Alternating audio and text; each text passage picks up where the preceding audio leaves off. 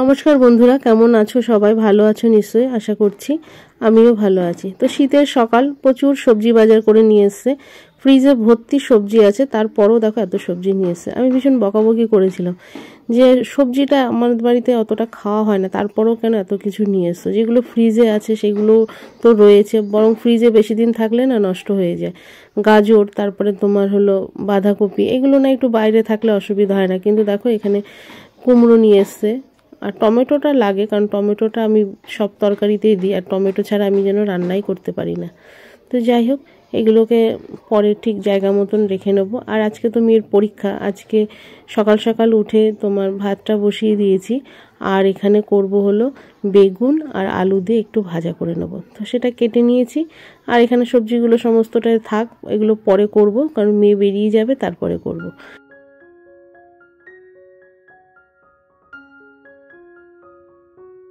আর এখানে যে বেগুন, আলু আর একটু পেঁয়াজ দিয়ে ভাজা ভাজা করে নিচ্ছি। আজকে আর ডাল করিনি, এই বেগুন দিয়ে আলু দিয়ে ভাজা করব। আর তার সঙ্গে গরম ভাত। আর সকালবেলাটা আমি ওকে খাইয়ে দিই পরীক্ষা দেওয়ার সময়। আর আজকে হলো মাধ্যমিকের তৃতীয় দিন, মানে আজকে মেয়ের হলো ইতিহাস পরীক্ষা। মোটামুটি পরীক্ষাগুলো ভালোই হয়েছে। আর পরীক্ষা দিয়ে এসে যখন বলে মা খুব ভালো হয়েছে, তাহলে না এত ভালো লাগে না। মানে সংসারে অনেক অশান্তি, অনেক ঝামেলা, তার মধ্যে যখন নাকি শুনি যে না খুব ভালো হয়েছে মা, খুব ভালো হয়েছে মা, তখন না মনে হয় কি একটু শান্তি, একটু আনন্দ, মানে যত সুখ আছে পৃথিবীর সব আমার সামনে চলে আসে। আর এখানে দেখো তোমাদের সাথে কথা বলতে বলতে না আলু আর বেগুন ভাজাও হয়ে গেছে। আর আমার শ্বশুরবাড়ির প্রশংসা করতে গেলে না আমার শেষই হবে না। আমার শ্বশুরবাড়িতে কত নিয়ম আছে, এত ভালো ভালো নিয়ম আছে না, সে আর বলে শেষ করা যাবে না। যেমন ধরো, আমি ভালো থাকবো না তো তোমাকেও আমি ভালো থাকতে দেবো না। তুমি কিছু কিনতেও পারবে না, আমি যদি কিছু কিনতে না পারি তুমি কেন কিনতে পারবে? তুমি কেন ভালো থাকবে? এই রকম আর কি অনেক সুন্দর সুন্দর নিয়ম আছে, যেগুলো আস্তে আস্তে সব শেয়ার করবো তোমাদের সঙ্গে। আর এখানে সকালবেলাটা না মেয়ে বেরিয়ে যাওয়ার আগে কোনো রকমে একটু ঘরটা ঝাড় দিয়ে নিলাম। আর এখানে দেখো তোমাদের দাদাভাইকে এনশিওর গুলিয়ে দেবো, তার জন্য একটু গরম জল করে নিয়েছি। আর আগের দিন যে আমি বাঁধাকপি দিয়ে চাউমিন করেছিলাম না, আগের দিন না, দুদিন আগে হবে, তো সেটা দেখি ফ্রিজের এক কোনায় রয়েছে। আমার মনেই ছিল না যে আমার ফ্রিজে চাউমিন করা রয়েছে। অনেক সময় না মাথাটা কাজই করে না। শ্বশুরবাড়ির এত ভালো ভালো ব্যবহার, এত সুন্দর সুন্দর কথা যখন আমার কানে বাঁধে না, তখন আমি সংসারের অর্ধেক কোথায় কি রেখেছি, কি বলছি, কি খাচ্ছি, কিছুই মনে রাখতে পারি না। তারপরে দেখো এখানে দেখো এনশিওরটা গুলিয়ে দিচ্ছি, যেটা সকালে নিত্যদিনের কাজ। আর আমি মেয়ের পরীক্ষা বলে না স্কুল ছুটি নিয়েছি। তো যতক্ষণ স্কুলে থাকি ততক্ষণ আমি খুব ভালো থাকি। আমার যতই অসুবিধা হোক না কেন, এক এক সময় ভাবি যে ধর স্কুলটা করবোই না, যেহেতু প্রাইভেট স্কুল, সরকারি স্কুল তো না। তারপরে মনে ভাবি কি সারাদিন সংসারে হাতা খুন্তি, তারপরে চারিপাশের লোকজনের এত গঞ্জনা, এইসব থেকে মনে হয় যে না, স্কুলে আছি, খুব ভালোই আছি, শান্তিতে আছি। মাথা ঠান্ডা করে একদম সুস্থ মস্তিষ্কে পরীক্ষা দেব। আর এখন এই যে মেয়ে পরীক্ষা দিতে বেরিয়ে গেল।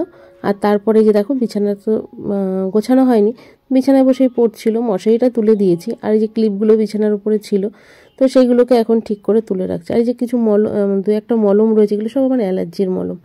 আর এই যে মেয়ের বই খাতাগুলো সব রয়েছে, সেগুলোকে সরিয়ে রাখবো, রেখে তারপরে বিছানাটাকে গুছিয়ে নেব। সকালবেলাটা মশারির মধ্যেই পড়ে। আর মশারিটা খুলি না এই কারণে না, সারাদিন অল আউট জলে ঘরে, তার মধ্যে আবার বেশি অল আউট জ্বলানো তো ভালো না, তো সেই জন্য মশারিটা টানিয়ে রাখি যাতে মশার হাত থেকে বাঁচানো যায়। আর আমার মেয়ের ছোটোবেলা থেকে একটা মশা যদি কামড়ায় একেবারে পুরো একদম আলুর মতন ফুলে যায়। ওরও আমার মতন একটু অ্যালার্জি আছে, তো আমার মতন এত না, আমার যা আছে এরকম মনে হয় কারোর আছে বলে আমার মনে হয় না। চোখের জলেও অ্যালার্জি, দুঃখ হলে না কাঁদতেও পারি না, এমন অবস্থা আমার। তো চলো এখানে বিছানাটা গুছিয়ে নিই, তার মধ্যে বই খাতাগুলো সমস্তটাই আমি মেয়ের পড়ার টেবিলে রেখে দিয়ে তারপরে বিছানাটা টান টান করে নেবো। আর চাদরটাকে না চেঞ্জ করে দেবো, ভীষণ নোংরাও হয়েছে। আর এখানে আমার অনেকগুলো নাইটি জমে গেছে, সেই জন্য এগুলোকে সব আজকে, আর রোদও উঠছিল না, সেই জন্য জমিয়ে গেছে। আর এই যে শীতকাল হলো তো আমি দুটো তিনটে নাইটি একসঙ্গে পরি, সোয়েটার তো পরতেই পারি না, সোয়েটার পরলে না, সোয়েটার পরে আমি কাজ করতে পারি না, তো সেই জন্য একসাথে দুটো তিনটে নাইটি পরি। এই অভ্যাসটা আমার বহুদিনের। আমাদের পাড়ায় অনেকে বলে যে একসাথে এতগুলো নাইটি পরে থাকো কী করে। তো যাই হোক, এইগুলোকে সব এখন সার্ফে ভিজিয়ে দেবো, আর তারপরে মেলে দেবো ছাদে, আর তা নাহলে তো শুকোবেই না। আর আমার সামনে তো একদমই রোদ নেই, এর আগেও তোমাদের বলেছি। যাই হোক চলো এরবারে যাব ঘরে, এটা একটু ভিজুক, তারপরে ধুয়ে মেলে দেবো। আর 12:30টার জল আসলে ধোবো। আর ট্যাঙ্কির জলে ধুতে গেলে না প্রচণ্ড ঠান্ডা, হাত একদম অবশ হয়ে আসে। আর ওয়েদারটা এত বাজে, একটুও রোদ ওঠেনি। আর এই যে চাউমিনটা ছিল ওটাকে একটু ভালো করে গরম করে নিয়ে তোমাদের দাদাভাইকে দিয়ে দিলাম, আর আমি একটু নিয়েছিলাম আর কি। এর আগে যেদিনকে করেছিলাম সেদিনকে খাইনি, খেতে ভুলে গেছিলাম। 1টা বাজে, তখন মনে হচ্ছে যে কিছু একটা তো খাইনি সকাল থেকে। তারপরে কড়াইটা তুলে দেখি যে টিফিনটা তো পুরোটাই রয়েছে, আর খাওয়ার কথা মনেই ছিল না। আর এই যে দেখো একটু ভাজা বেশি রয়েছে, সেটাও আবার একটু রেখে দিলাম, মেয়ে স্কুল থেকে আসলে তারপরে দিয়ে দেবো। আর এখানে না আমি একটা ডিম আর একটা এক্সট্রা ডিম দিয়ে নিয়েছিলাম, আমার আবার চাউমিনের ডিমটা বেশি হলে ভালো লাগে। আর একটু সস দিয়ে নিয়েছি, আর তোমাদের দাদাভাইকেও দিয়েছি। তো চলো এবার একটু খেয়ে নিই।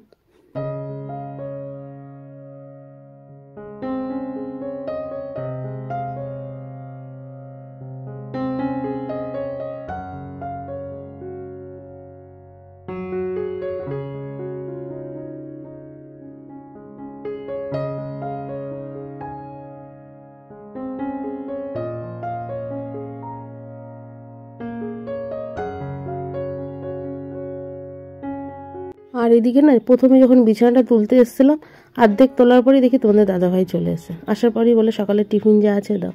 তারপরে হাতের কাজটা ফেলে রেখে চলে গেলাম রান্নাঘরে। তো চাউমিনটা গরম করে দিলাম, তো সেই সঙ্গে আবার আমিও একটু খেয়ে নিলাম, কারণ বারবার করে গরম করতে ভীষণ বিরক্ত লাগে। তাই একবারেই গরম করে নিলাম। আর শাশুড়ি মাকে না 2-3 দিনের বাসি জিনিস আর দিইনি। তো উনি তো অবশ্য বাসি জিনিস খেতে ভালোবাসে, যেমন চিকেন, মাটন, সমস্ত রকম বাসি জিনিস, তেল মশলা এগুলো খেতে ভীষণ ভালোবাসে। তো আমি দিলাম না ইচ্ছা করে, শীতকাল তো ওনাকে ছাতু দিয়ে মুড়ি দিয়ে কলা দিয়ে দিয়েছি, উনি সেটাই খেয়েছে। তো আমার মনে হলো যে এটা বেশি উপকার, তো সেই জন্যই দিলাম। আর চাউমিন তো উনি ভালোবাসে, কিন্তু প্রথম দিন দিয়েছি এই জন্য আর দিলাম না বাসি জিনিস। আর এদিকে দেখো খাটটা গুছিয়ে নিয়েছি, আর এই খাটটা একটু পরিষ্কার করে নেব। তারপরে সমস্ত জিনিসের প্রতি আমার ভীষণ যত্ন, কারণ খুব মায়া এই জিনিসগুলোর প্রতি, অনেক যত্ন করে করা জিনিস তো সেই জন্য। তো যাই হোক, এখানে গুছিয়ে নেব। আর এদিকে রান্না বললাম না বাপের, বলিনি তোমাদের, আজকে দুপুরে রান্না করব না, ওটা আমার বাপের বাড়ির থেকেই আসবে খাবারটা। তো সেই জন্য আজকে আর রান্নার কোনো পাট নেই, শুধু গরম গরম ভাত করবো আর তার সঙ্গে একটু সেদ্ধ দিয়ে দেবো। আর এই যে হাতে না মোটা শাখাটা খুলে রেখেছি, সেই জন্য হাতটা ভীষণই বাজে লাগছে। তো ভাবছি স্নান টান করে নিয়ে তারপরে শাখাটা পরবো। তো রাতের বেলা খুলেছি, শুধু হাতে পলা না আমার ঠিক ভালো লাগে না, আর হাতটা বাজেও লাগছে দেখতে।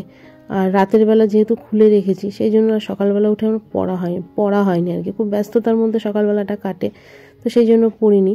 তো যাই হোক স্নান টান করে পরে নেব। আর এখানে খাটটা একটু মুছে নিচ্ছি। আর আমি আবার ধুলো জমাটা না একদম ভালো পছন্দ, মানে ধুলো জমলে আমার ঠিক ভালো লাগে না। রোজের কাজ রোজ করে নিলে না অতটা পরিশ্রমও হয় না।